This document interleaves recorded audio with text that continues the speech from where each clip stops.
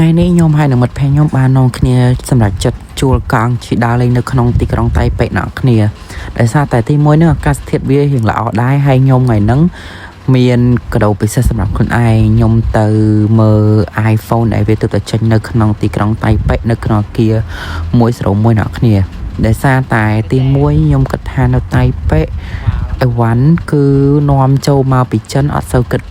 ប៉ុនទេហើយ iPhone ដែលផលិតនៅប្រទេសចិនគឺមានច្រើនដូច្នេះខ្ញុំក៏សម្រេចចិត្តទិញនៅហ្មងទៅតាមពិតជាកង់ទៅទិញណាគ្នាហើយណាមួយអាកាសធាតុគឺអត់ក្តៅពេកអត់ល្ងាពេកទេហើយពេលចេញពីនឹងវិញពួកយើងក៏នាំគ្នាចូលមកមើលក្នុងប្លុកកៅអៅទៅជុះណាគ្នាបើនិយាយទៅមិនជាកៅអៅទៅជុះប្រហែលណាគ្នាកៅអៅក៏រៀងថ្មីដែរមិត្តភ័ក្តិខ្ញុំហ្នឹងគេចង់ទិញកៅអៅយកទៅផ្ញើមិត្តភ័ក្តិឬក៏សង្សារគេដែរអញ្ចឹងណាគ្នាយើងក៏បានមកម្ដុំនេះហើយមានកៅអៅច្រើនមែនតើណាគ្នាមានតាំងបោះដុំហើយនឹងបោះរៀបតម្លៃវិញគឺតម្លៃថោកណាគ្នា3រៀល4រៀលអីនឹងឯងបន្ទាប់ពីហ្នឹងយើងក៏នាំគ្នាជិះកង់ដើរលេងទីក្រុងហើយវាក៏ចាំពេលគេចេញពីធ្វើការនិងចេញពីរៀនដែរទៅមនុស្សអ៊ូអច្រើនដែរហើយភាគច្រើនគឺគេប្រើជាប្រភេទឡាននិងម៉ូតូអគ្គិសនីណាគ្នាដូច្នេះហើយគឺអត់សូវលឺសលេងឡានម៉ូតូញ៉ៃទេហើយទីក្រុងគឺមានសភាពស្ងប់ស្ងាត់ត្រជាក់ស្រួលអត់ក្តៅទេគឺមើលមិនកប៉គឺស្អាតដូចក្នុងរឿង anime អញ្ចឹងអ្នកគ្នាហើយការតែងខ្លួនវិញគឺតែងខ្លួនធម្មតា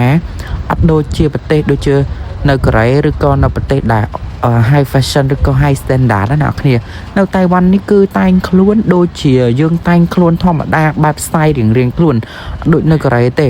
នៅកូរ៉េគឺភាគច្រើនគឺក្នុងរដូវមួយគឺគេតែងខ្លួនឲ្យពណ៌ធូនហ្នឹងវាដូចគ្នា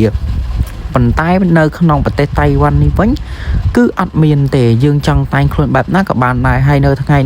ខ្ញុំមកនេះគឺចាំថ្ងៃសុកផងដែរវារៀងចុងសប្តាហ៍ដែរអញ្ចឹងពេលល្ងាចមិនតាន់ទេម៉ោង4អីណាអ្នកគ្នាមនុស្សមកកណោគឺគេចាប់ផ្ដើមចេញមកដើរលេងឬក៏គេនាំកូនគេមកទិញអីវ៉ាន់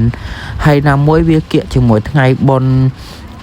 ចុងឆ្នាំគេដែរអញ្ចឹងក៏គេតុបតែងដូចជាផ្កាភ្លើងលម្អមើលទៅគឺស្រស់ស្អាតមែនតើហើយឡានម៉ូតូអត់ញ៉ៃញ៉ៃទេណាគឺអត់សូវញ៉ៃញ៉ៃណាគ្នាហើយពួកខ្ញុំក៏បានដើរមើលនៅជុំវិញអគារ101នឹងមកសន្ទុះធំដែរនិយាយទៅដើរតែថតរូបនៅជុំវិញនឹងទេក៏ត្រឡប់មកវិញ